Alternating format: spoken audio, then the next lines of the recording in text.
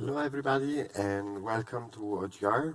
It's a pleasure to see people in the room. We are live from the Duomo of OGR in Torino, and I can see it's the result of almost 2 years of work of many people involved in different capacities, but it's also a starting point. So the European Pavilion is just begun, I would say. So what you will see today is just brief summary of where we are at now and the ideas that are at the core of the development of this project and some of the people involved and their perspective. So I'll leave center stage to some of the voices of the people that are actively working with us. So OGR is just like one of the many partners, and I want to invite to take center stage actually two of the people that made this project possible, and they are Massimo Lapucci, Secretary General for Fondazione CRT in Torino and CEO of OGR, and Andre Wilkins from the European Cultural Foundation, the Director of European Cultural Foundation. And they will talk about their perspective coming from two foundations about actually the importance of discussing about topics relating to Europe today. So I welcome them here.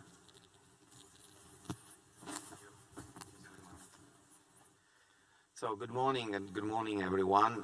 Thank you Samuele for your kind introduction. Well, first of all, let me say it is a pleasure to welcome you today to OGR to announce the launch of the European Pavilion project. This represents for us a really important opportunity, not only for OGR, but I think for the city, our ecosystem, our region, and the country, I think. This is a chance to build on its social and cultural development, the development and cultural involvement that we have been developing here in the city and in the territory. And we see this primarily as an alignment and collaboration with the European organization and continuing stimulating a dialogue with citizens on the history and on the future of Europe. Fondazione CRT is a private organization, a private foundation, a so-called endowed foundation. We are active for 30 years in this region, but also, let's say, in the country and internationally. We are active in three main fields: art and culture, of course, but also research and education, welfare and environment. We have a mix of approach: grant making, of course, this is part of our history, but also other approach considering networking opportunity for our beneficiaries and partners, and also capacity building. But we also like to mix, different approach. We used to call this a toolbox. For example, using venture philanthropy and impact investing as part of our renewed actions and commitment for the territory. This building, I will talk later on about the OGR, is also part of our venture philanthropy and impact investing approach.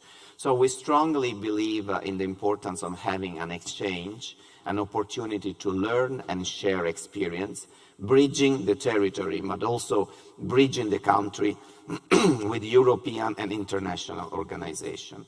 As I told, CRT has been active for 30 years, and we look at just the art and sector and the art and culture sector as a very important field of action for our foundation. In 30 years, we have provided 1.5 billion euros for over 8,000 projects and intervention. So just to mention that art and culture are really important and are part of our DNA. Historically, art and culture has been the sectors where we have been investing more, a little bit more compared to the other sectors that I mentioned.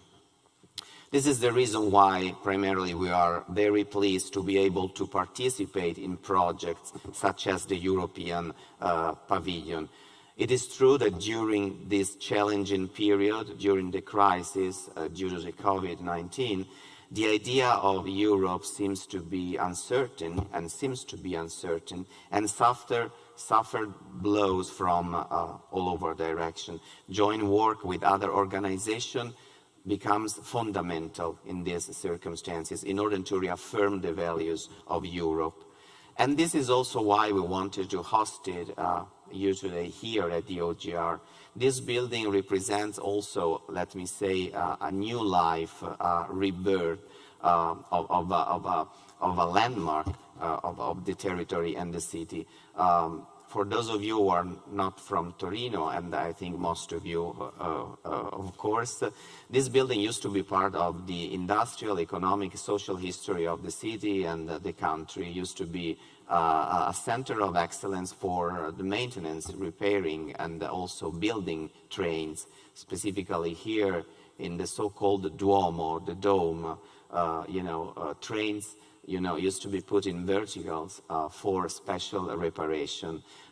Some years ago, with Fondazione CRT, we decided to acquire the building that was almost reduced in ruins, because after almost 1 century of train reparation, it was abandoned like many other industrial, let's say, sites around Europe and around the country. And so we wanted to give this building a new life. And we transformed this building something new, specifically in this part of the building, the so-called OGR cult is dedicated to contemporary art, contemporary culture, from music, electronic music, to opera, convention, events like the one that we are having here today. And then there's another part of the building completely dedicated to tech innovation and AI, blockchain, startups, scale-ups, corporate world, but also with a sense of value, let's say, link it to the DNA of foundation. So the value creation and specifically social value. I think that joining the European Pavilion for Fondazione CRT and for OGR together, because we are part of the same mission, is a chance to contribute and to develop our vision for a more inclusive and sustainable society. The rationale is to facilitate the exchange between the two dimensions, to attract the most interesting and innovative trends, and at the same time to make the area's excellence and talents known internationally. This is something that I wanted to develop immediately after my arrival at the foundation, because I think that also foundation like ours must interpret it in a new fashion the way they work for the territory. So linking the territory and attracting the most interesting trends, it's really important, but also we have the duty to make our excellence, young people and talents to be known internationally. From this point of view, the European Pavilion, I think, is doubly interesting for us, because on one side, we have the chance to leverage in networks and collaboration across Europe, and also at the same time we can support and building collaboration and networks. From my recent experience as chair of the European Foundation Center in Brussels, as well as being secretary of this foundation, I can say that philanthropy has a very important role to play in protecting, managing, supporting art and culture, and in defending European values. It is the task of foundations like ours. I'm convinced about that. I have a financial background, but I'm really convinced that also finance and the economic world in general should do something more in order to develop social value, especially also for present, but also future generation. We have a very important redistribution mission in that respect. I think that we have an important role in protecting and supporting art and culture and in defending European values, as I mentioned, because I think that it is extremely important to make the European culture of solidarity stronger and stronger. And in this, culture can play an important role.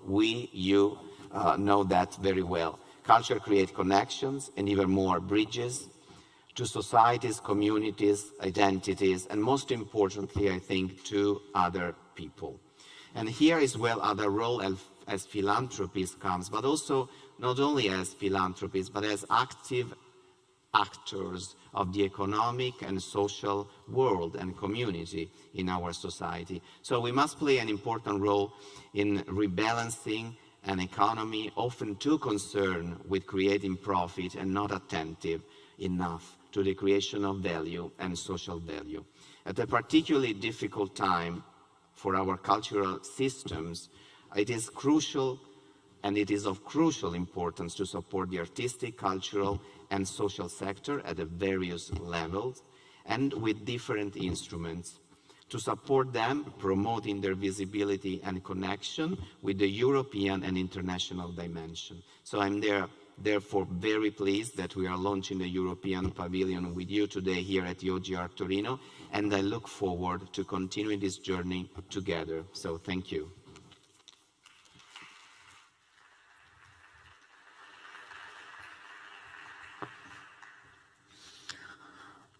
Thank you, Massimo, for these wonderful words, also on the role of philanthropy in Europe today, and for allowing us to be in this Duomo, in this really wonderful, great industrial space, kind of a workshop.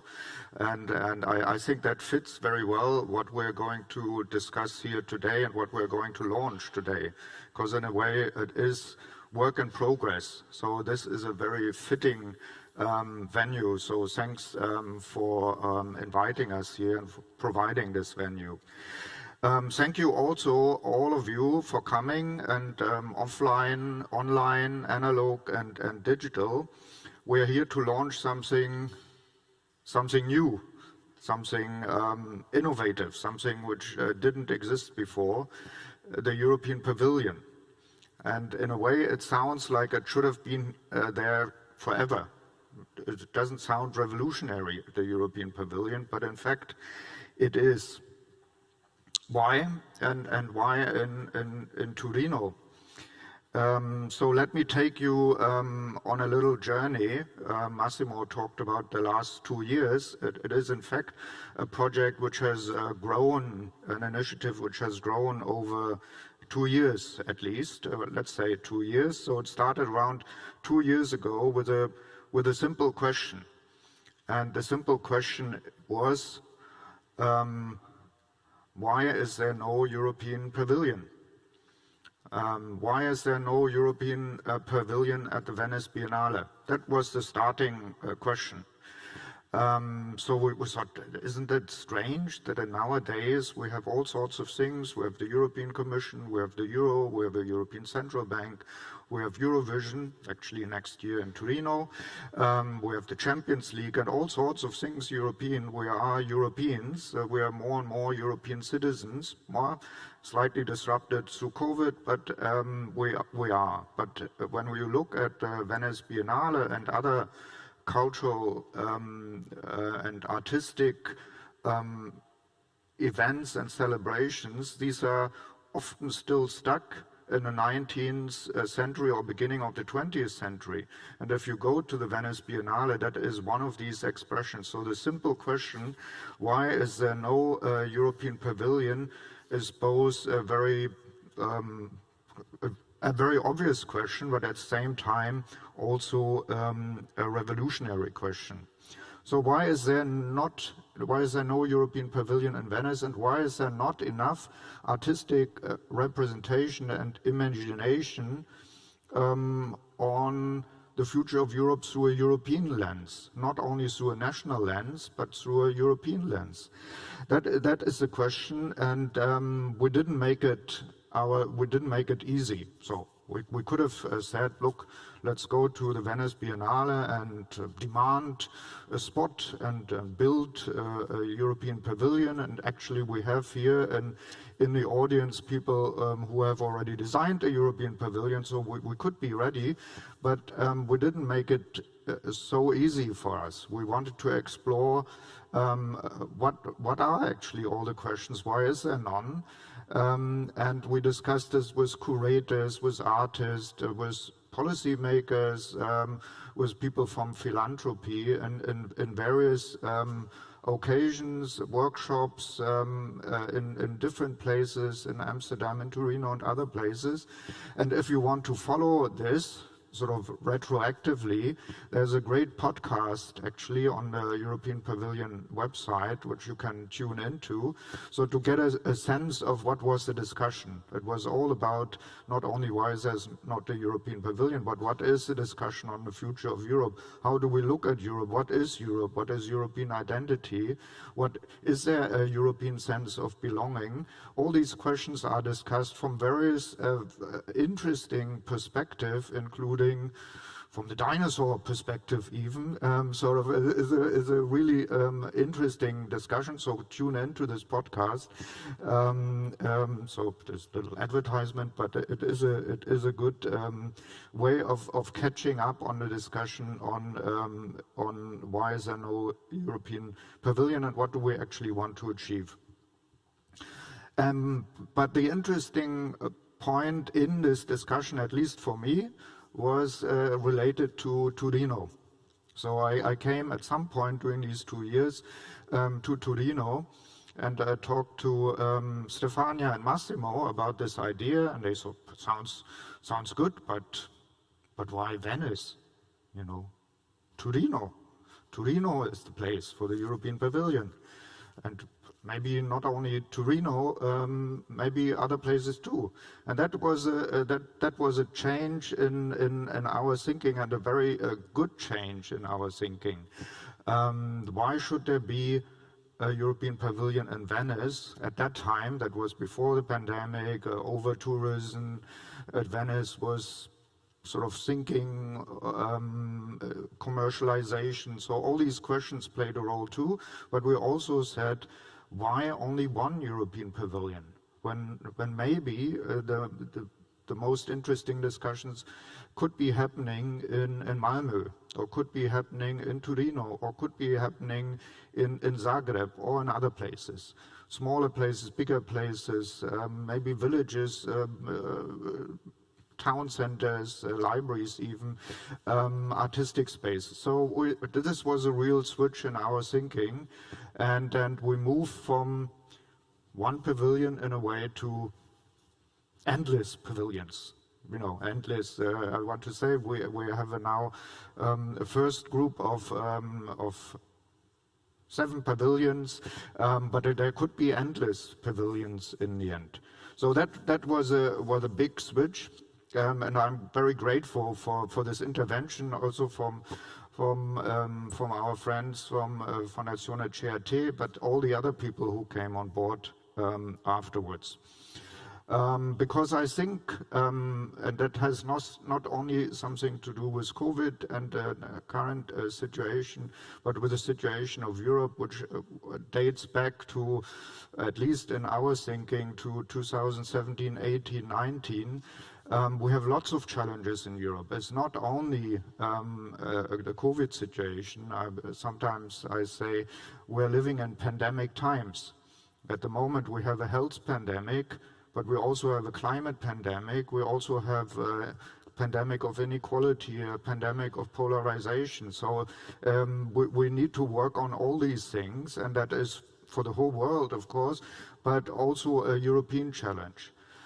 We have I would say, a re-emerging pandemic of growing nationalism. So we have to deal with these things. These are the challenges to Europe, and these challenges, in our view, cannot be just addressed through politicians and businessmen in Brussels or in Frankfurt or in Milano. This needs a cultural response. And then I want to make a little detour to the European Cultural Foundation. For those of you who don't know the European Cultural Foundation, it was actually set up in 1954, so 67 years ago, by a guy called Robert Schuman. And so he was a busy man at the time in 1954 because he created the coal and steel community, the forerunner of the European Union. But he knew better than many other people that this idea of Europe through industrial cooperation, through coal and steel, nuclear, and later agriculture and finance and so on, this could only be one element. He knew that it needed a cultural dimension, educational dimension, to grow what he called, and his co-founders, Prince Bernhard of the Netherlands and others, at the time mainly men, I have to say, but still. So they knew, and he knew, that it needed a cultural dimension to grow a European sentiment, a European sense of belonging, and without it, Europe would stall. So they created the European Cultural Foundation for that purpose. So our foundation is only set up, or it's a big idea, to promote and grow a European sentiment through culture and education. And that's what we've been doing since. And we see this European Pavilion as one of the new interventions in this process. So let me get back from my detour to the European Cultural Foundation. Yes, it needs more. Talking about the future of Europe in these pandemic times needs more than politicians in Brussels sitting in grey conference rooms or business people looking at the stock exchange. It needs citizens, it needs cultural actors, it needs artists to provide their imagination, their ideas on the future of Europe. So here we are. We started with a simple question, and as it often happens, it doesn't stay simple. It becomes complicated.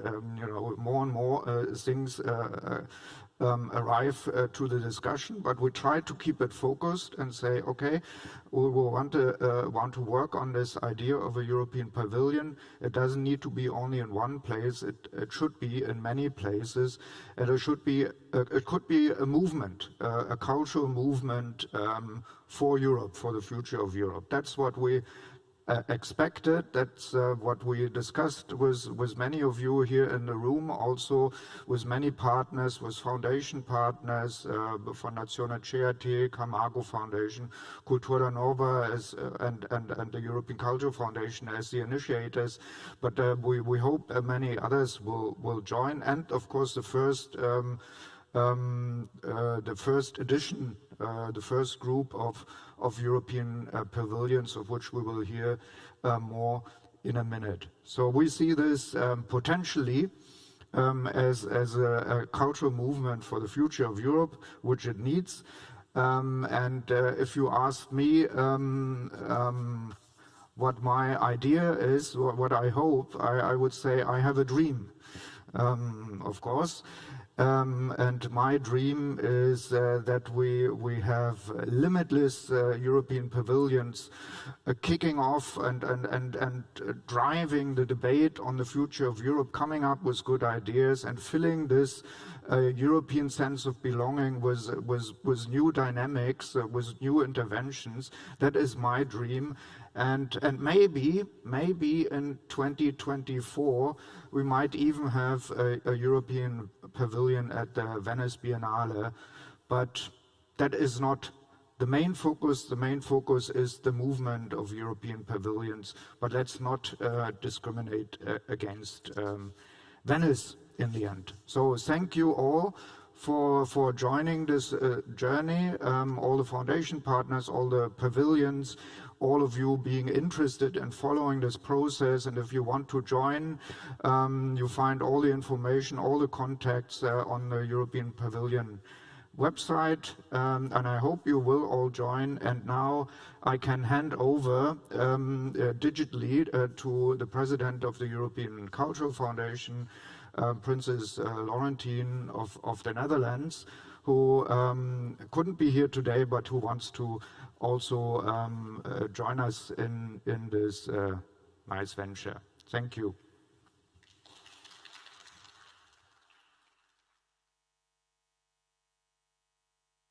Welcome, dear friends in Torino and at home. As the president of the European Cultural Foundation, it gives me great pleasure to welcome you at the launch of the European Pavilion. It's a space for reflection and experimentation on Europe. And if there are two words that stand out in these uncertain times, it's experimentation and reflection. And that's precisely the ambition that we have for this European Pavilion.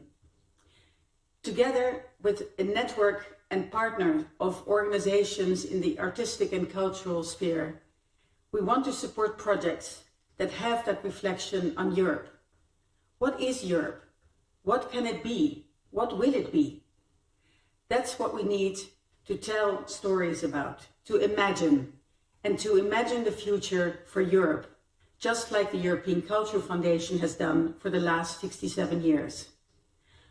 In essence, the European Pavilion is a space for dialogue, and that's what we need, with all kinds of reflections and experimentation. I wish you a lot of luck and imagination on this wonderful day. Thank you.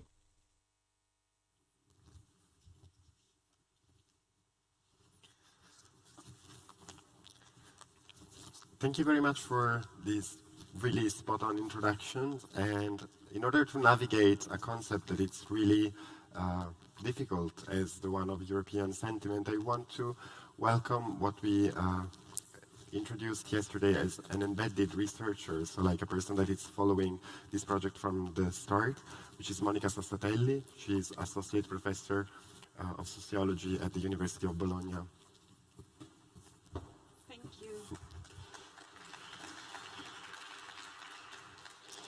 Thank you. Thank you, well, to the ECF for the invitation, and also OGR for the wonderful hospitality.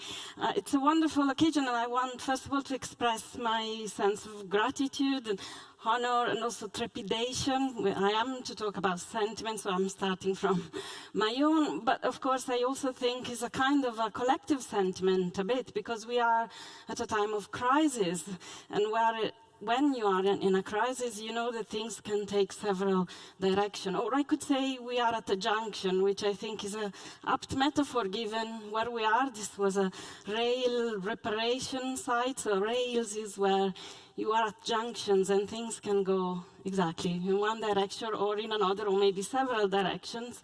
And when we think about it, culture is what makes us go in a direction or in another. That's how culture works. It puts it on paths, on rails.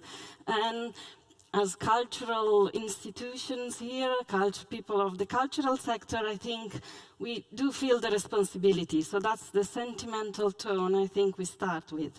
But yes, I've been asked to talk about the European sentiment, so that's what I'm going to do. In fact, let me just briefly, almost instantaneously given the time that I have anyway, take you with me also in a journey. We've already heard this metaphor today, but on a sentimental journey through Europe. That's almost a citation of a famous title. So when we talk of Europe, I think we need to start from this point. When we talk of Europe, we actually talk often of the EU. But I need to qualify that, because I'm thinking that probably some of you are already thinking, no, that's not true. Well, I think that we often think something much larger than the EU, something more cultural, more spiritual, more sentimental, perhaps. But the reason we do the talking are those institutions that go by the name of European Union. And I think this combination is important and our starting point. So the EU is the concretization, the institutional and political reality of an ideal, cultural, philosophical, sentimental, even spiritual, if you like, reality. And I think it's important to say this, because we need both. We need the idea or the ideal and the reality, and because I think we can intervene much more effectively if we see both the connections and the distinction, and the different sentimental attitude that is attached to each. So what is important to recall, because of the situation in which we are today, is that the EU is the outcome of a recovery plan. Too. We are also planning recoveries, so I think we can probably really connect very well to that earlier time when Europe needed to recover, obviously from World War II. So restoring and keeping the peace in Europe has been tactically, we can say, trusted into mainly, we've already heard this today again, but it's good to start from here. So it has been mainly trusted to, as we know, economic and then political coalitions. But the founders of the community, as we again heard already, really knew that they were not just uniting markets, but peoples, and that people need to be animated by a common sentiment, a joint European sentiment. But why is it important to recall this? Or why do I need to recall this? Because I think that means that the European sentiment enters the scene in this way in a defensive mode, as a justification, if you like, as something lacking that needs to be conjured up, made, or even made up. And what I'm trying to do, and what I think the European Pavilion initiative is doing, is to challenge that. And one way to articulate this enterprise is to say, therefore, that we need to shift the modes. So at this junction, we need to shift from a defensive to an affirmative, and from a past-oriented to a future-oriented attitude. And I'm going to explain that. So first, what do I mean by defensive mode? I mean that what we say about European identity, or sense of belonging, or feeling, or narrative, is the response to a perceived criticism, a perceived accusation of a lack, a gap, or a void, where something important should be, especially compared to, and you already know what I'm about to say, compared to the nation state and national identity. This defensive mode implicitly, but the problem with the defensive mode is that it implicitly assumes that the criticism is actually somewhat right, correct, that Europe is indeed at fault, that there is no European sentiment or not enough, and therefore we have to make it. Who is we? It is actually we, the cultural sectors, the intellectuals, historians, novelists, opinion makers and artists, those who indeed make history by writing it, but also make stories by writing them, performing them, and so on. So those who provide institutions with the raw material for the consensus they need. And I think this vision, though, is both too pessimistic and too optimistic, and I think the European Pavilion can do a lot to correct it.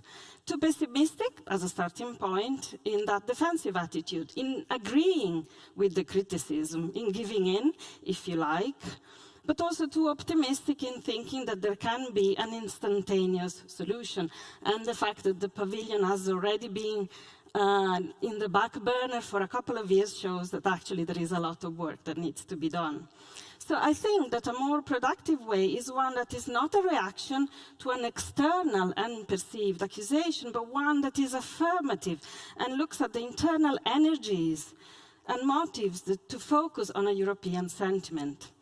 So this alternative view is also less optimistic or less simplistic, if you like, because it recognizes that there's not going to be an instantaneous solution. Indeed, we are not even perhaps looking for a solution. A solution is an endpoint. Identities and sentiments are ongoing phenomena, living phenomena. They are not found or made, actually. They can never be definitive, which actually for Europe is probably mostly good news. So I really think the times are ripe to shed the defensive attitude and have a more affirmative one. Once we are affirmative, we can also tolerate more strife, more dissent, more diversity. It is then possible to see identity as a project, not as past-oriented, but oriented to the future, as an aspiration. The future is about aspiration and about visions of what lays ahead. And that can be the cipher of a new European sentiment. And I really think it is one of the responsibilities of scholars and artists in particular to warn against sugar-coated visions of diversity that only speak of the richness and tolerance and getting along, and that consensus can always be reached. Instead, I think we have the responsibility to create a space where dissent is possible, where monolithic consensus is not the required basis for competition, but instead a pluralistic dissent, a basis for solidarity. So this combination may seem odd, consensus with competition and dissent with solidarity. We tend to associate solidarity with similarity and consensus instead. But I think that's a mistake, and I will illustrate it and conclude using precisely the idea of the European Pavilion that the ECF is promoting and launching today.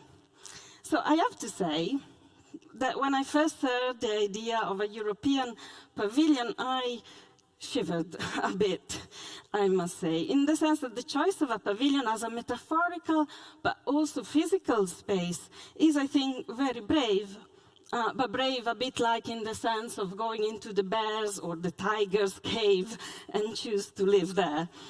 Because pavilions were born, after all, as the quintessential expression of national representation within the imperialist and colonialist project of world exhibitions that expressed a certain very specific idea of progress, of uniformization of national identities into comparable boxes, each based on internal standardization, common culture, and consensus. So the pavilion became a sort of common unit of measure through which nations could then be compared and compete with each other. So you see here how consensus can be connected with competition. And that is what I think we need and are challenging today. So I think it is actually a great idea, an extremely challenging idea, to rethink the pavilion, to radically imagine it anew.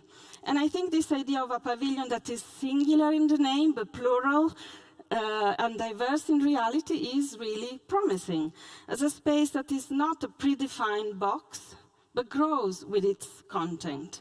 And we are about to hear more about the different projects that are already shaping up this European Pavilion.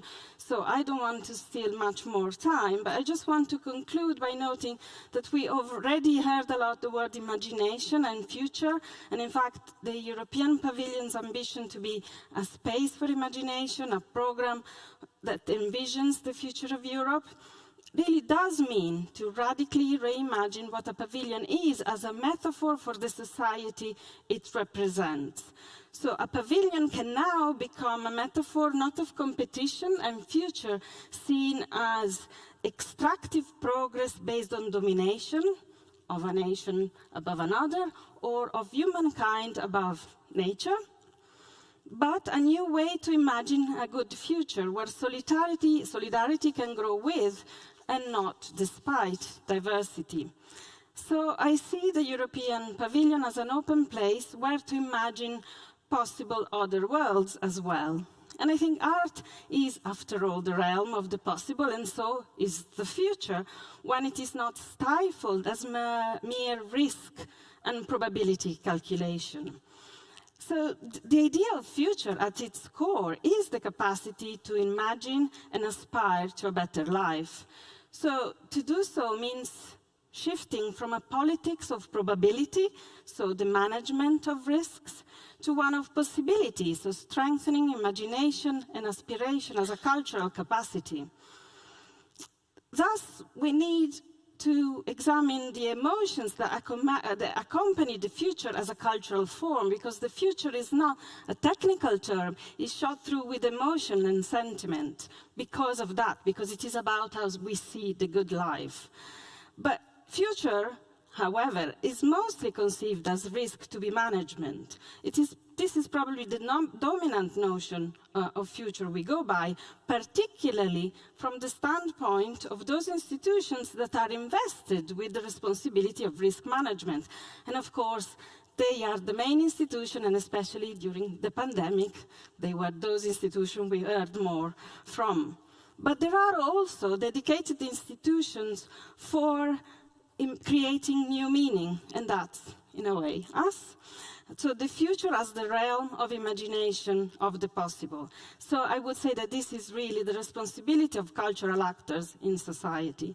And I really want to close citing Italo Calvino, which in Torino makes particular sense. Well, Calvino used to say that imagination is a place where it rains inside. So not a perfect space, not a space of consensus, but a space that can tolerate trouble, a space that is open. Ideas, diversity, new visions of the good life rain inside, pour inside. And I think that to create and allow such a space is not an escape from reality, because that may be, again, the criticism, although I don't want to be too defensive, oh, well, that's just escapism, imagining. No, that's really not understanding what culture is, because this is a proper, deeply cultural endeavor that is a way to address, in a meaningful, human way, the challenges we face, not to deny them. So we're not playing music after we hit the iceberg and we are singing. Instead, as we travel in treacherous waters, as we always did, we are keeping ourselves alive and together with stories, with cultures, with sentiment, and with, hopefully, a European sentiment. Thank you.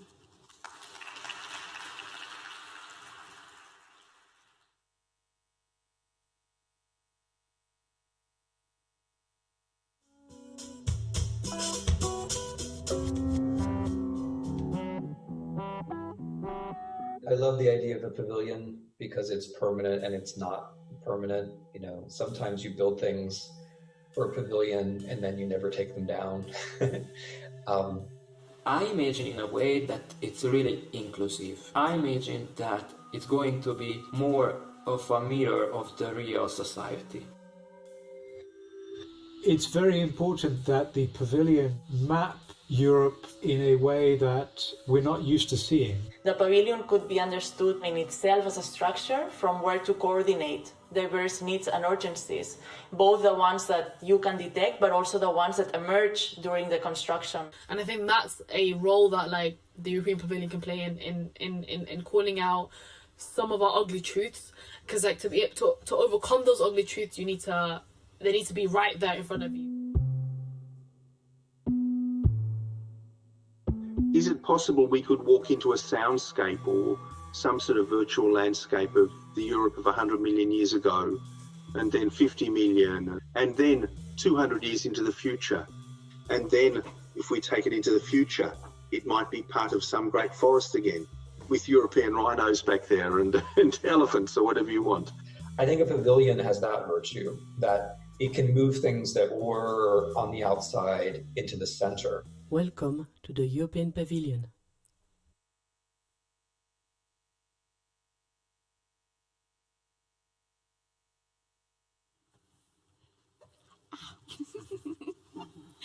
Okay, good morning everyone here in Torino and online. It is just amazing to have these 7 visionary speakers from all over the continent and having live participants here and online participants as well. So my name is Carola Carazzone. I am the Secretary General of ASIFERO, the Italian Association of Family, Corporate and Community Foundation, and the chair of Daphne Donors and Foundation Networks in Europe. And it is my honor, and I'm humbled in moderating this panel of visionary people and sense makers, and that represent the first cohort of representative of European Pavilion. Used in singular but with a plurality in the concept, because we do dream to have not only 7 but hundreds, thousands of European pavilion in the coming years, just as Andre Wilkins said a moment ago. with this massive sense of urgency, experimentation and question and leaving the comfort zone is really what can really inspire us.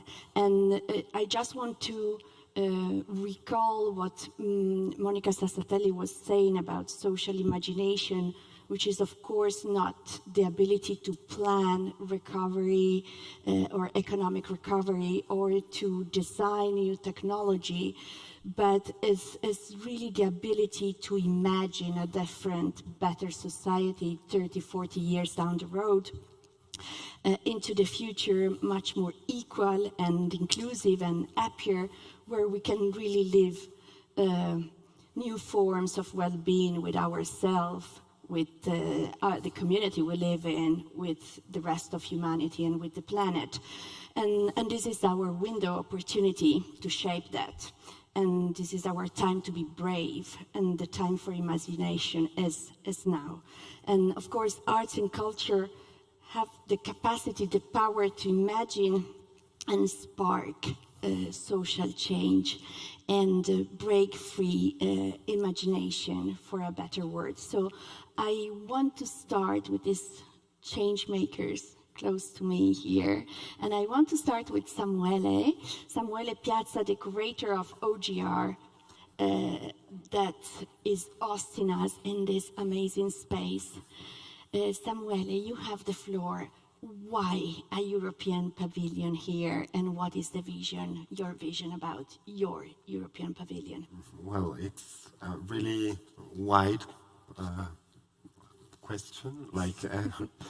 I think for us as OGR, our mission is to look at innovations from different sides. So I'm in charge of the arts sector, but as Massimo was saying before, we have an innovation center just next door. So the idea is to really push forward new ideas and mix and match people coming from different expertise to just challenge what we are living today. And so the idea to join this discourse is actually to take central stage. So the idea of the pavilion, as Monica said, was really central for shaping an identity, which is a national identity. So I think if we are to be at the forefront of a discourse about shaping new identities and imagining new futures, well, this is a good starting point. So fantastic.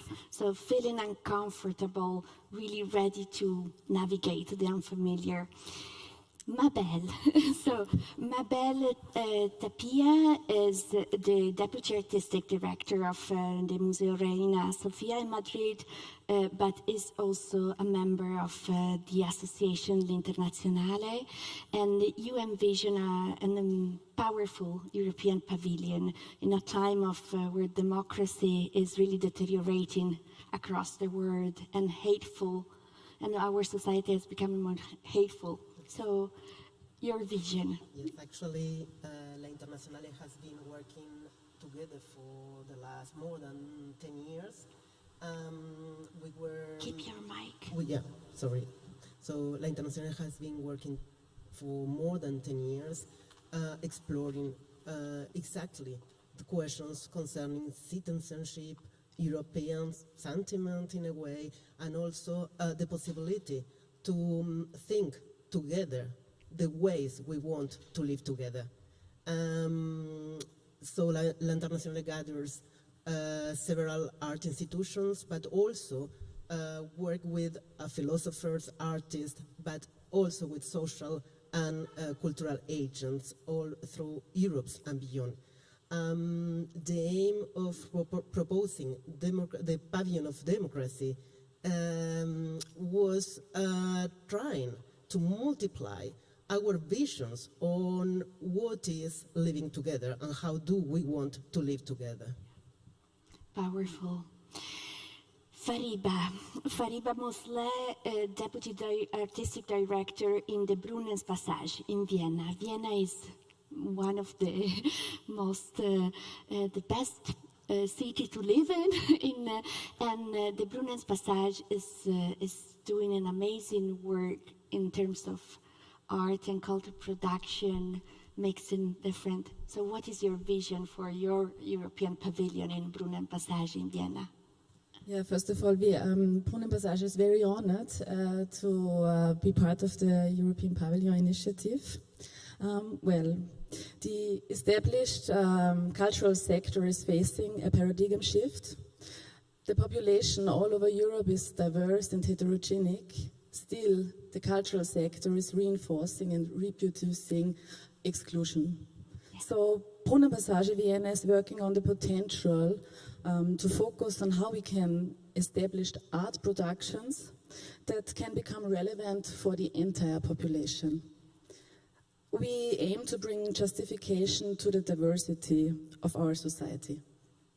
Since 2007, Brunei Passage is acting as a transcultural artistic laboratory, sharing resources and finding alliances in the search of new aesthetics, which are representing socio-political living realities. For us, this is definitely a pan-European endeavor. Brunei Passage is situated in a former market hall in an outlying district of Vienna at Europe's longest street market.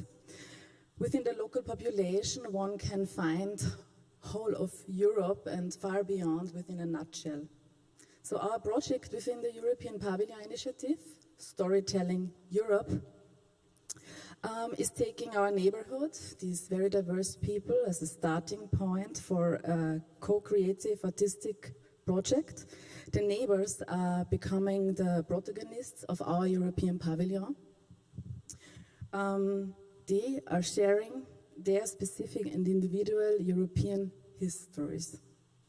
In the center of this concept is the stimulation of imaginaries beyond the national. We are involving people from marginalized, underrepresented groups, inviting them to tell their hidden stories. The power of art for everyone, really, not just for elite. And yeah, Lorenzo Marsili, who is the artistic director of Studio Rizoma in Palermo, with this amazing name of stems and underground and very meaningful, and of course bringing the Mediterranean and bridging Europe to the Mediterranean. It's so relevant. I mean, the Mediterranean in terms of climate crisis, one of the hotspots in terms of humanitarian crisis, 24,000 buried in the Mediterranean, migrants and refugees since 2014. So tell us about your vision. Yes, we're going so fast we will need Rossini's Overture as a musical soundtrack, William Tell in particular. I won't sing it, though I could. But you said the Mediterranean, and it brings to my mind that the Mediterranean is really a metaphor for the rest of Europe and for the world to come. And so is the European Pavilion, as a matter of fact, a metaphor of Europe. The Pavilion is a very diverse endeavor, and you can see it from our stories. We come from organizations that are big and small, that come from the north and the south, the east and the west.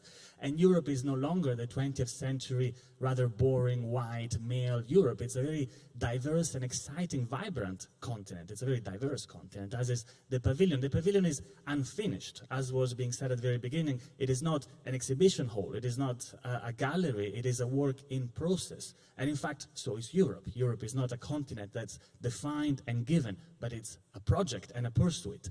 And the European Pavilion is translocal or transnational. It connects very diverse groups of organizations from across the continent, and Europe, in theory, is the world's prime example of trying to group together diversity and national oppositions together for a common aspiration, a common vision, a common future. So the Pavilion is really a metaphor for the Europe to come, and it is not, most interesting and last line, a Eurocentric approach in that, because Europe is in itself a metaphor for the world to come. If the most politically and economically integrated continent goes back to opposing nation states fighting against one another, this will be a horrible preview of the global chaos to come. But if we demonstrate that unity of action across borders, that as politics centered around citizens who cross borders is possible, then this becomes a gigantic metaphor of a possible positive future for the entire planet. So the pavilion is a metaphor for Europe. Europe is a metaphor for the world to come. By transitive property, that means the pavilion is a metaphor for the world to come, and I think that puts a lot of responsibility on all of us. This is powerful, beyond boundaries and beyond walls and frontiers and so on. So inspiring. Another very inspiring change maker and trailblazer, Iliana Fokianaki, founder and director of State of Concepts in Athens, really navigating the uncertainty, the unfamiliar, the uncomfortable conversations sparkled through arts and contemporary arts. Iliana, the floor is yours. Well, just to kind of bounce off from Lorenzo, I think clearly because we are speaking from Greece, we were very interested in the concept of crisis with an I and crisis with an E, the multiple crises that Europe is facing. And I think it was very eloquently put already today that, you know, thinking through challenges really is very interesting in how to imagine the future. So for us, we were focusing in the crisis of Europe, or the ones that we recognize, apart from the evident financial crisis that follows Greece. I would say also the environmental crisis, the crisis in terms of the refugee issue in the Mediterranean. And we were looking at concepts that relate to toxicity and waste. These were our two focuses. And that relating to the environment, of course, the food crisis, the fact that although Europe has a very specific idea of itself and presents a portrait of itself globally, we do have food banks at this very moment in Europe, which means that there is a crisis in terms of people having the means to sustain their livelihood, but also the fact that we help to increase toxicity and environmental catastrophe. So these were the main, let's say, directions we were looking at, and we decided to, as an institution, also multiply ourselves by opening up to a lot of local actors that are doing very, very interesting work. So we have invited also a collective to promote the research that they have been doing in relationship to the idea of waste. So it's PAT, it's the Temporary Academy of Arts, and they will be looking into the concept of the wasted pavilion. There's a slash between the D, and thinking through this concept of waste in relation to all these different ideas of who could be or considered a wasted person, a wasted opportunity, actual waste, toxic waste, and all these concepts. And for me, I'm very, very happy that I see there are so many kind of reflections between all of us, and we're kind of bouncing off each other. So it's going to be an interesting year to come. Powerful, powerful. And from Athens and waste and toxicity and the concept of waste, I can think of a more relevant connection going up to the north to Sweden and the work that Kerstin Jacobsson as with Arna is doing on bridging producers and consumers in one of the rural areas of southern Sweden. Kerstin. Yes. Yeah, thank you. So I'm representing Arna, and we are working through the culture dimension of sustainability in an area that's on the go to become a UNESCO biosphere. And the region this future biosphere is situated in the most southern part of Sweden. As you can see on the photo, it's a very rural area, and it's where the first farmers settled in Scandinavia for 6,000 years ago. So coming up from Europe. So if we are now the Scandinavian part of Europe, the farmers came from south. So that exchange of ideas for how to produce and what to eat in a place that actually has one of the most fertile soils in Europe. That's also very city, on the edge of a growing city cluster of southwest of Sweden and Copenhagen area, the Öresund area. So we will imagine and discuss the future of Europeanness through the very super basic thing as food. We all need food. And from the Swedish perspective, being in this area, we are producing between 35 and 50% of the Swedish food, production of food is done in this southern part of Sweden. So it is still 50% that we import.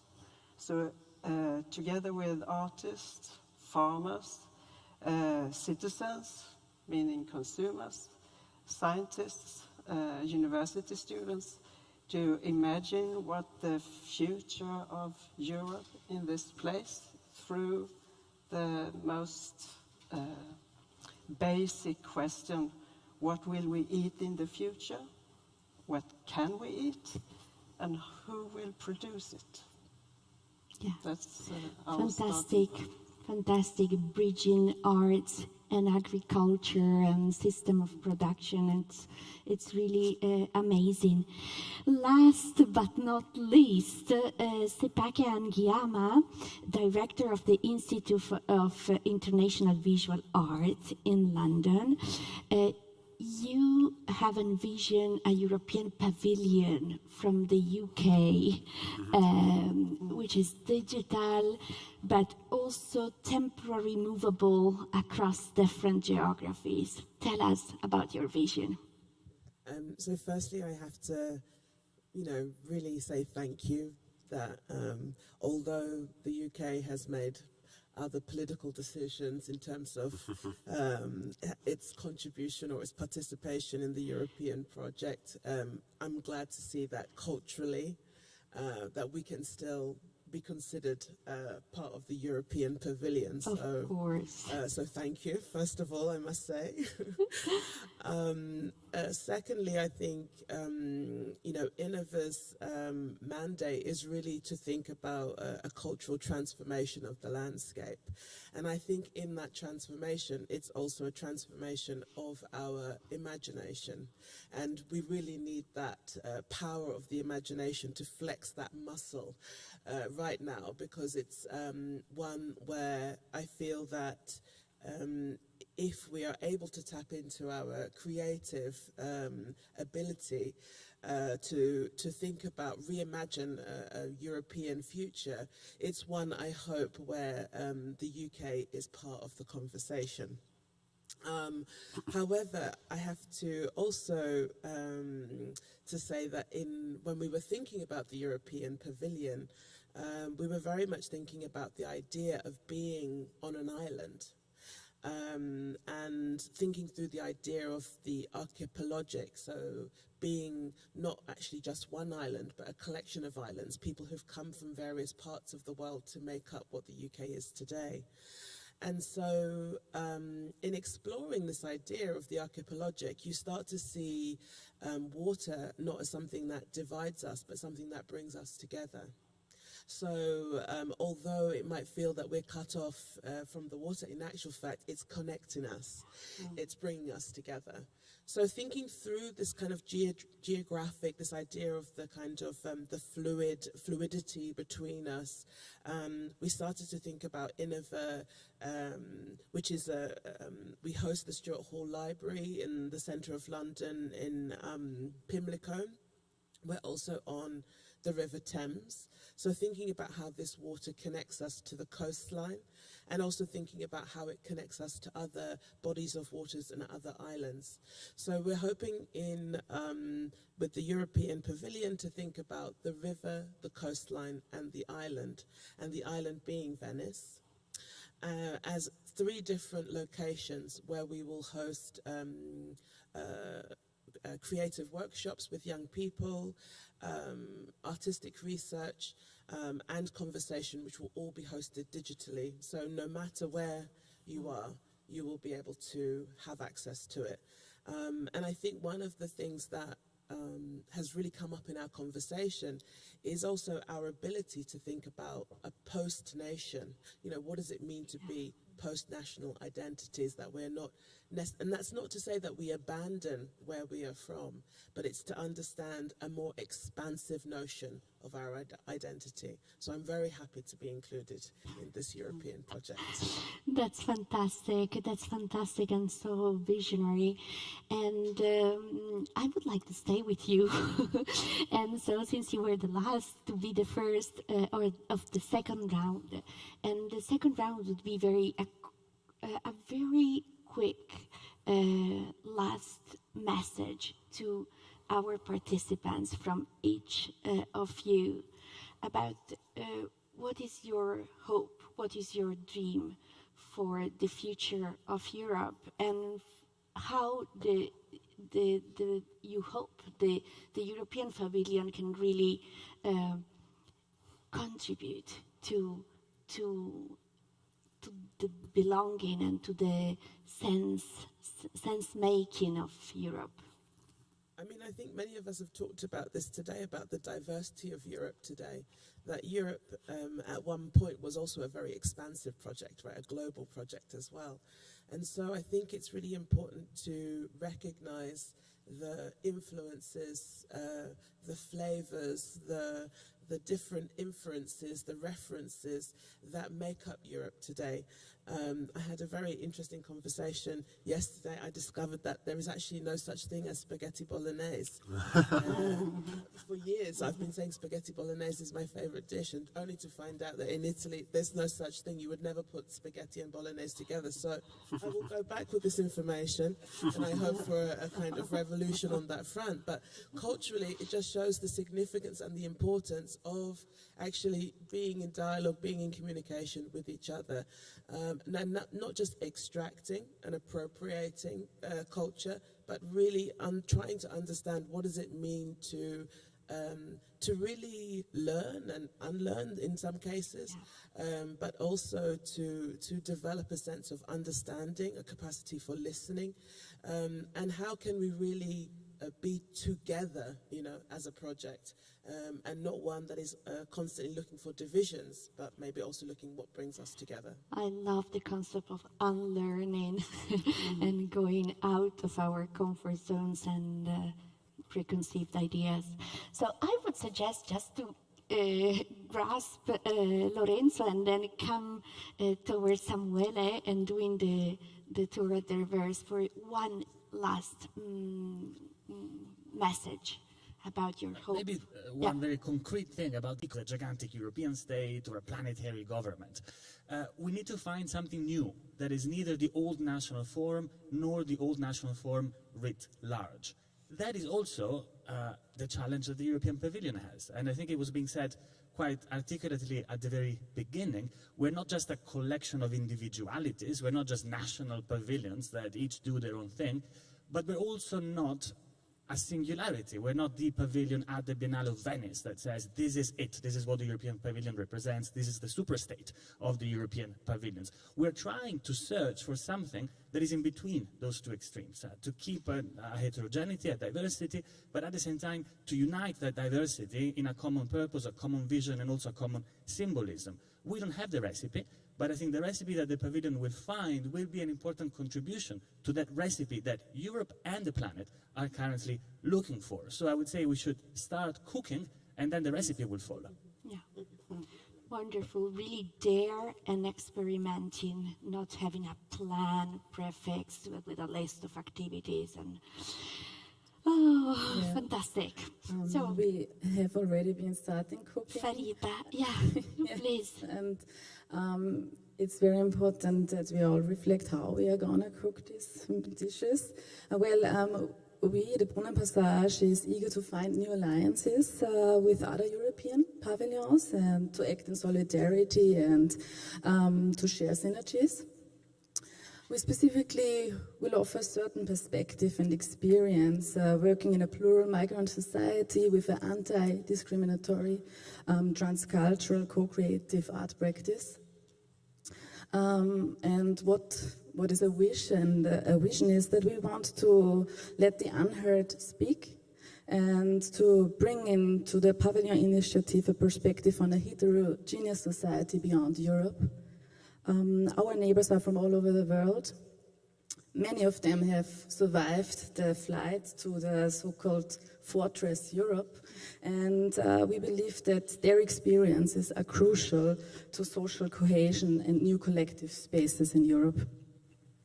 So our decentralized grassroots art space, there we work participatory and sustainable on these topics, and we are trying to think pan-European globally and act locally, but thus are, for instance, also with this Storytelling Europe project, doing partnerships also within the big established institutions and let this story there be seen. So after these tough times, the last 1.5 years, which is at least physical distancing, trying not to socially distance in our neighborhood. So we're, and also the change of the local population in the last 6 years because of different migrant movements within Europe. So we are taking the chance to reconnecting to our local neighborhood and getting to know the current stories, trying to make the invisible visible, and creating new senses of belonging. Last but not least, we are here to learn. We conceive ourselves as a learning institution, and it's a process-oriented adventure, and a collective experience we are looking forward for. Yes, collective experience, and absolutely. Iliana, your message. Well, I mean, just to bridge from the collectivity of it and looking forward on how to live together, we're very focusing on how to live and how we can sustain the future, using also toxicity and waste as metaphors. So how can we live without toxicity? And that includes many different things that we see as phenomena in Europe. How can we go back to other ways of understanding ourselves as European, and how not to waste that opportunity that I think also COVID kind of gave us to reconsider where we're going. So yeah, we're very, very happy that we have all these wonderful colleagues here to experiment, at least, if not discover things together. Yeah, absolutely. Mabel. So yes, actually, I would like to say the pavilion, the image of a pavilion, take us to a closed space in general. And I think one of the most important things we are trying also to do with the European Pavilion is to open spaces.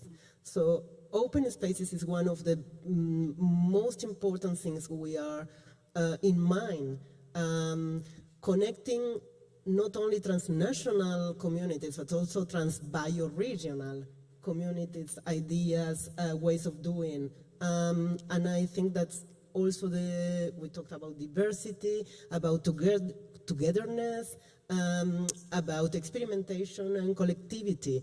These things are not consensual, and these spaces we open should take care of the differences and also of the confrontations. So opening a space to confront, to discuss, to explore ways of doing things. Great. Kerstin, Kerstin, your message, your dream. As I said in the beginning, that The area we are working in is on the go to become a UNESCO biosphere, and the aim for biospheres is to be collaborational platforms to try to make new forms of collaborations within all the layers in society, to test new ideas, to test new methods, so the test thing, and to invite artists. The cultural dimension in that is to open the door for new perspectives, for imagining a future. And as I said, farming is a big thing in the European Union. 1/3 of the budget is for agricultural purposes. So we are trying to start from that, the soil going up, and how can we imagine the future where food is very essential. So meaningful, so relevant. Yeah. Thank you. Samuele, your dream contribution of the European Pavilion here. Well, if I think of like a dream, it would be a Europe that is outside of like scripted neoliberal like way. And so like I think it's refreshing to see that like many people are working on those topics from different perspectives, from different roots, with different communities at different velocities. And so I think like as OGR, like I think we are the perfect place to like regroup people from different backgrounds and offer a platform for like this discussion to grow organically, and so to invite people to join in and let it grow. Yeah. I love this organic perspectives of really let it grow and invest. And my dream would be really also investing in the network itself. So each of the pavilion has a pivotal role to play, but the investment of time and resources in the network is so relevant in order to boost collective imagination, collective impact. And so I really hope to see growing this network and to have many more funders also really investing in this network, because it's really visionary and powerful. And so I would like to emphasize that all the pavilions, all the 7 pavilions will be presenting their artistic programs for throughout next year, and so you can follow the activities on the europeanpavilion.eu. Of course, that will be constantly updated. And just to share this very inspiring and rich session, I loved it. I would like to give the floor to 2 projects that were actually supported last year by the EFC, by the European Cultural Foundation, and through regular grants. And these were one about the European Pavilion at the Architectural Biennale could look like in Venice, and is a collective from Italy and Switzerland. And the other one is Jérôme Felici, who is the co-founder of ONUP, which is the first ever attempt, and I would say result in having a borderless European wine. And that would be just something wonderful, because the people here would also be able to taste this borderless European wine, which is a very nice form of hybridization. And we can finish and conclude this session. So Jérôme, Felici, and the people from the collective can join us on stage, and I thank you, all of you. It was amazing.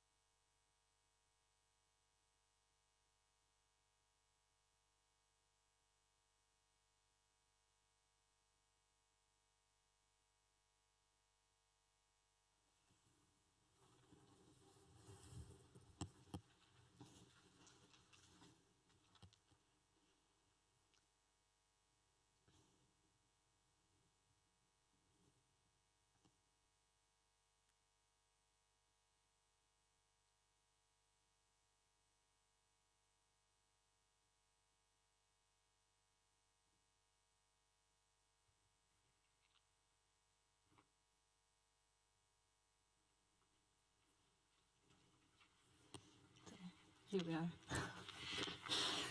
So good morning, and thank you to the ECF for organizing this presentation, first of all. I'm Anna Livia Friel and Marco Provinciali. We are the curators of EU Pavilion 8 Proposals, an online exhibition presenting 8 projects for the first European pavilion at the Venice Biennale, proposed by European artistic and architectural practices. So, EU Pavilion's team is composed of architecture practice Super Void, myself, designers NM3 and Bruno, and photographers Giorgio De Vecchi and Delfino Sisto Legnani. Our goal is to advocate for the establishment of a European pavilion at the Venice Biennale, or at least to sparkle a discussion around the theme. So the exhibition we were here to present today is devoted to the imagination of that very pavilion. The exhibition will be launched the 18th of November, and the launch will be celebrated by a one-night event at Galleria Mega in Milan. In this image, you can see the homepage of the website where the exhibition will be displayed. In the first line, you can see the name of the participants, and on the bottom, a short introduction to the preliminary research, which constitute the starting point for the construction of a common brief we shared with all the participants. This montage of the European flag upon a painting of Arduino Cantafora of the Giardini in their original state before the advent of the Biennale, it's an image that for us conveys a sense of expectation and hope, and of course defines the site of our project. The exhibition seeks to establish a connection with a tradition of exhibition based on architectural brief, organized since the first Architecture Biennale curated by Vittorio Gregotti. And these pieces of research constitute the theoretical framework for the exhibition. The national pavilions inside the Giardini della Biennale are bound by relationships that allow a clear reading of the historical development of the site and present through their form a vivid image of the political will of the nation that built them at that very moment in history. Here is a drawing analyzing the historical evolution of the pavilions in the Giardini that we designed as part of our research.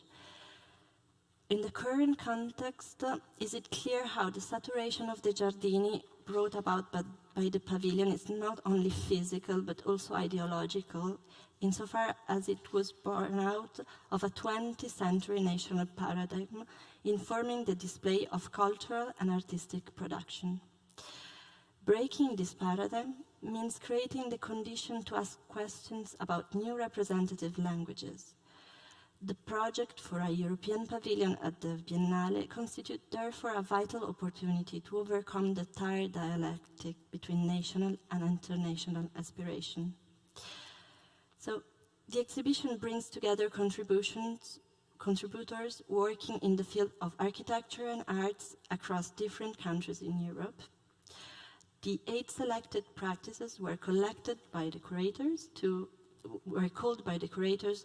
rethink the national pavilion, still today the dominant symbolic and spatial paradigm within the Biennale context.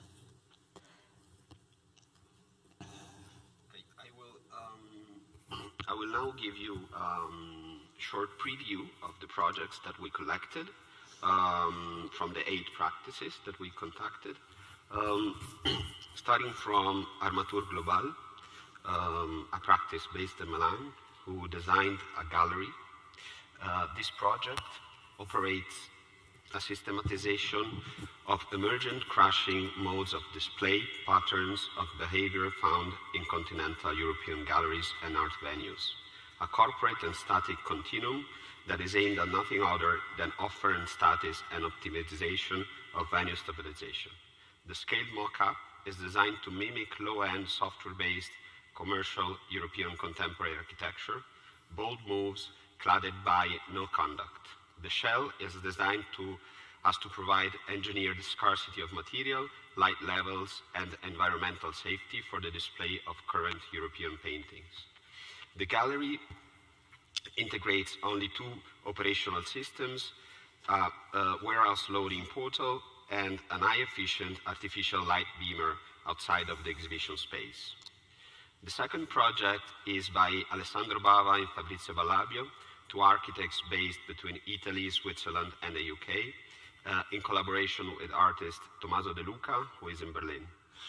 They saw a direct link, both formal and conceptual, between the normative standardization enacted by European legislation and what is understood as classicism in architectural theory. Classicism being a way to design buildings according to a shared code to achieve at the same time harmony and buildability.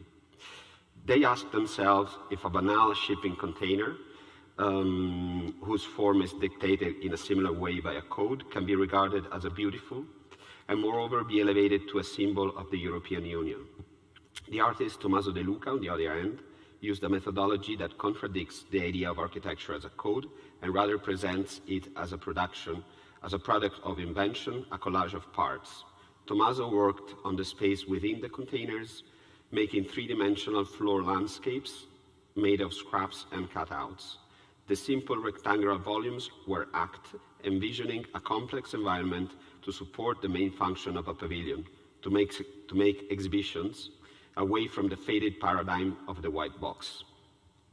Jasmina Cibic, a Slovenian artist, is proposing the EU Pavilion as the physical realization of the original, forward-looking, avant-garde pavilion by Wenceslav Richter, as intended for the Yugoslav participation at Montreal Expo in 1967.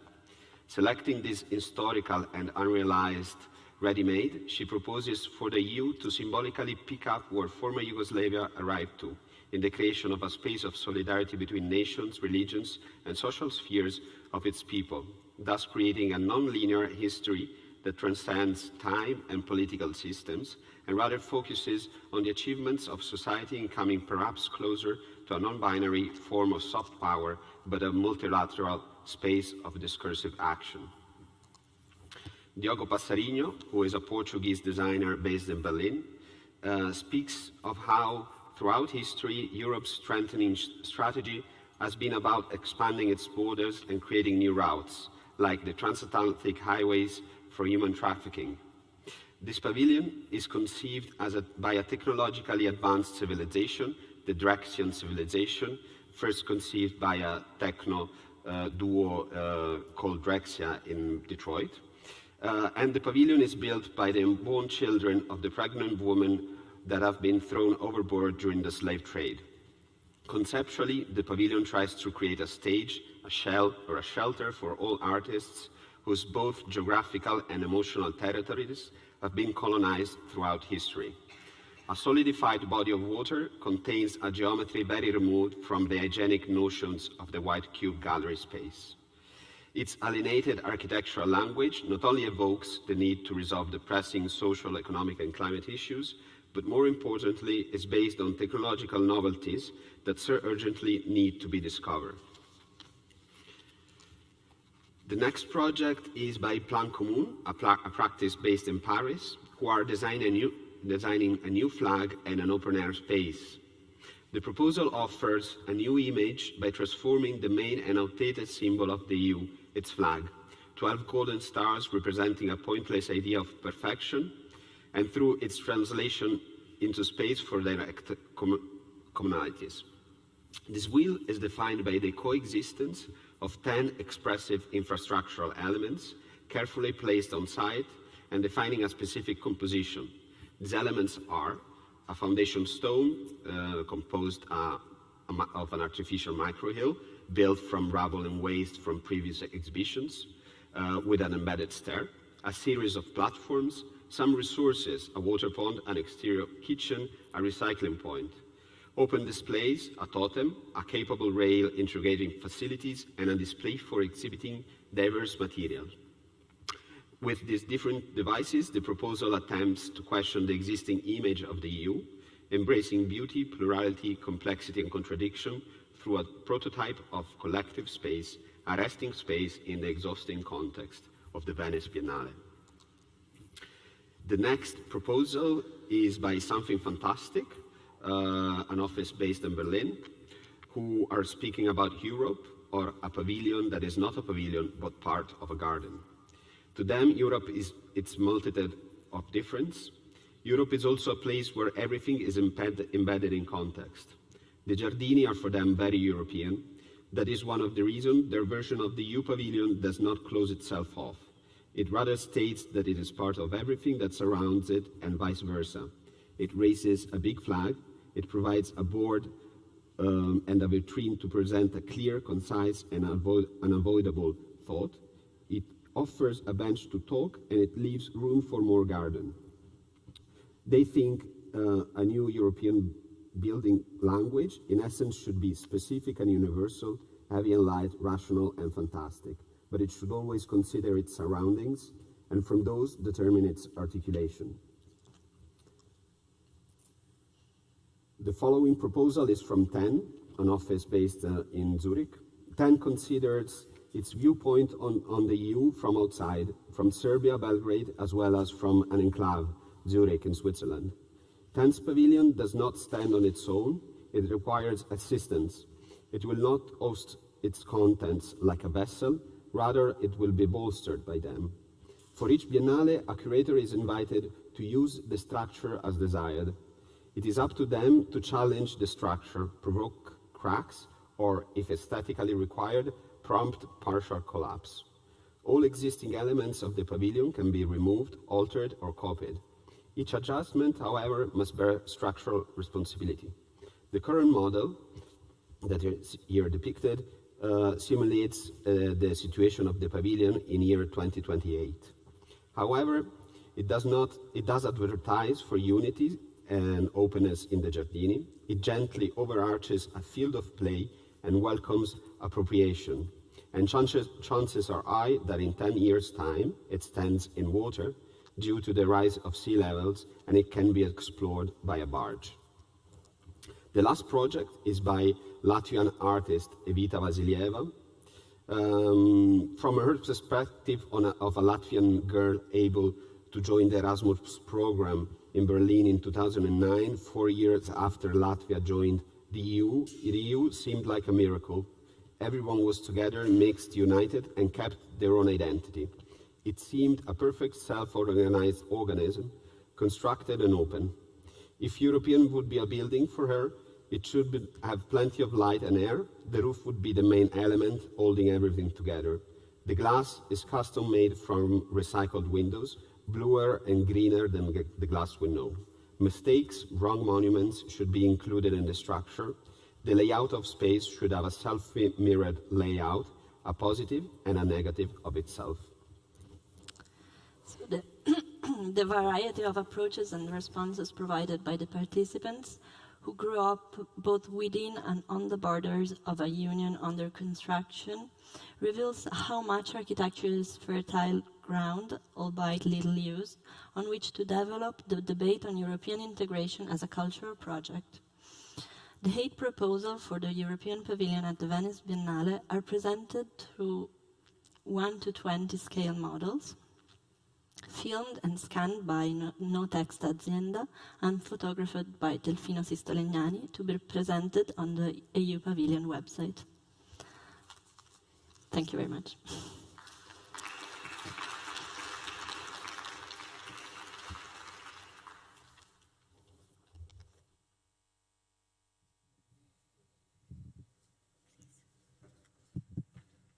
Thank you so much. So, Jérôme Felici from the Borderless European Wine. This is an amazing project where that you have seen something that nobody else before has seen. And what is your vision about producing a European borderless wine? Good morning. That's a very different subject. We were talking about drinking a glass of wine in a few minutes, so I will try to be serious and in the meantime to be quite relaxed.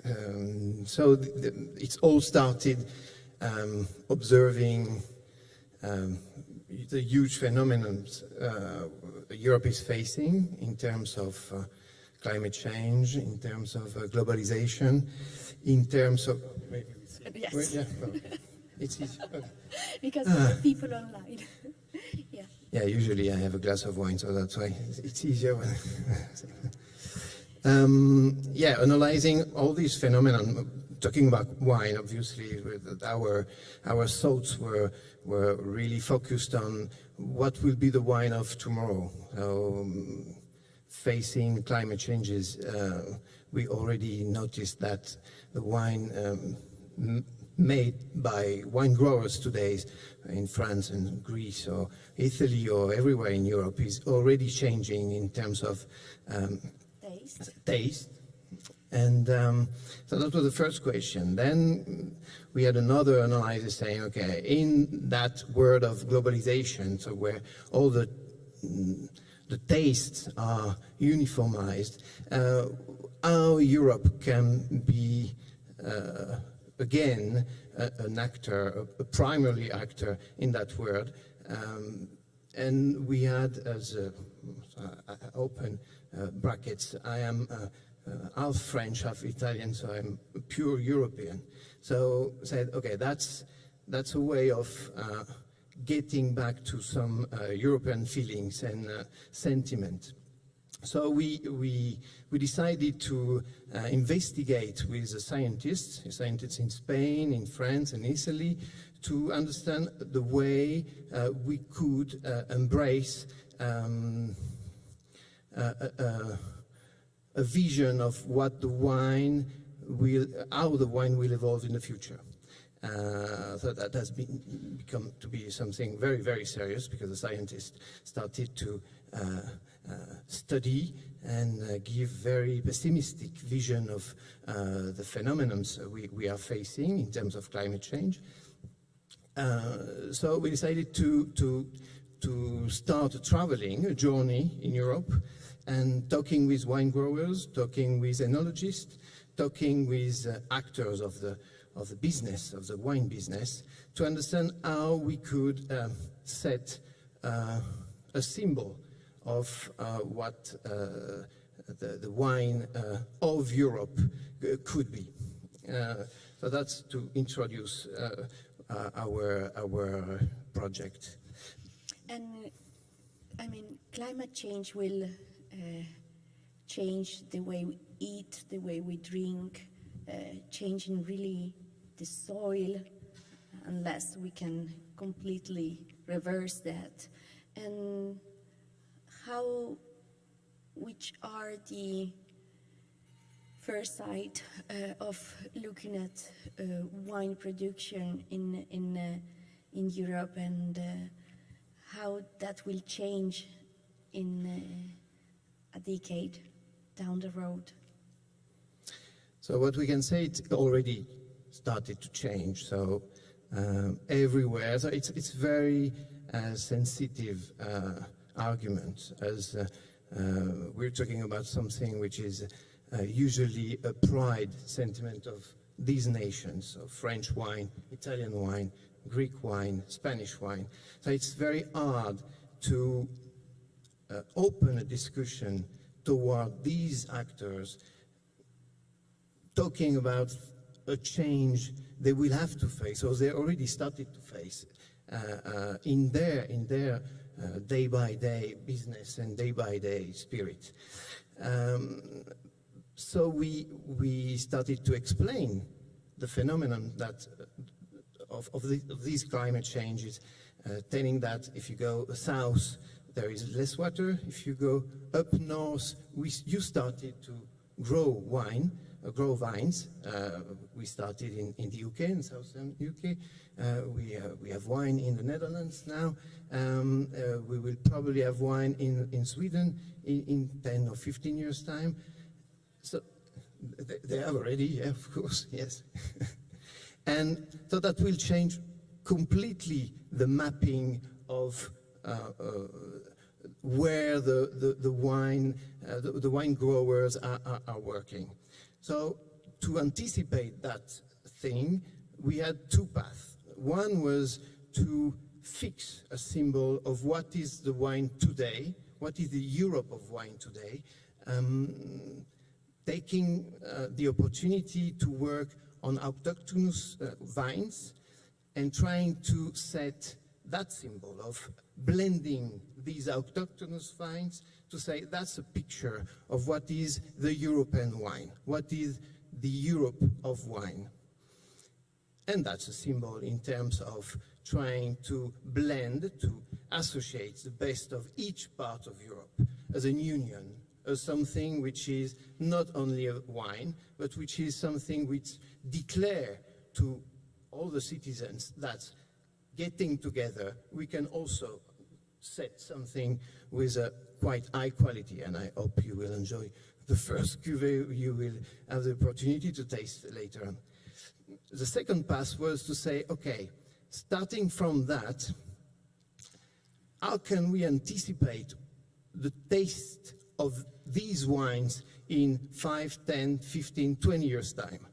How mixing programs on analyzing these changes in climate and in impacts of these changes from climate, how the Pinot Noir, for instance, from Burgundy today will be in 10 years' time. We already noticed that we have an increase of temperatures in Burgundy that already changed the taste of the famous Bourgogne Pinot Noir. But we have the same in Tuscany. If we go in Tuscany, we have the same in Sicily. So how can we anticipate these? How can we help these wine growers to accompany them in changing their way of working? And that was only our, let's say, investigation and talks with these scientists was only the collaboration. So how to integrate all these actors from all these countries and work together. And that's the other aspect of the union. So having a collaboration, working as a small, very humble pavilion, saying, okay, let's work together to anticipate what could be the wine of tomorrow and how we can overtake these issues, because there are issues, obviously. This is such a powerful metaphor. I mean, shifting from competition in a highly competitive sector and industry like wine production to collaboration for a borderless European wine, and really tells us how much business as usual, philanthropy as usual, I mean, arts and culture as usual, it can't be the option anymore, and wine production is a powerful metaphor. What would be your final message to our participants? Well, I will use another metaphor for my last words. Well, the funny story in that story that we made that first cuvée while the pandemic was exploding in Europe. So we were unfortunately stuck home, and we created a wine working with actors spread in all Europe, sending samples, blending, using the science and the scientists in order to get the best product ever, and in order to set that symbol. And I will only use very humble metaphor, as we are in Italy, and we're talking about Europe. In 1941, Spinelli and Rossi were in confinement in the island of Ventotene and wrote there a manifesto about free and united Europe. But to spread that manifesto, they had to stuff a chicken in order the chicken could leave the island with no police control and to get that message to the continent. So we have a very humble chicken stuffed with a blend of messages from all the wine growers in Europe. Thank you. Very inspiring Thank you. metaphor. Thank you, Jérôme. Thank you. Felici. And thank you so much to Fondazione CRT and OGR for hosting us in this really meaningful and amazing venue, which is proud for all of us, myself as a Torinese as well. So thank you so much to Fondazione CRT, OGR, and of course the European Cultural Foundation and all the other partners, and you all to be here. Thank you, and to be with us online.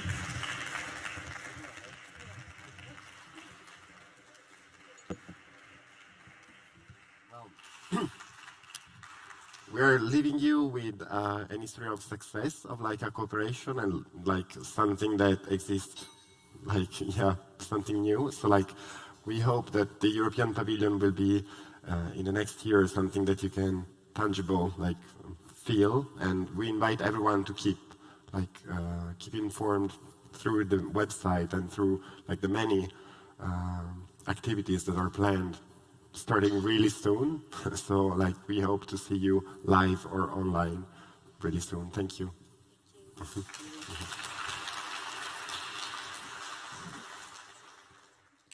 Just that.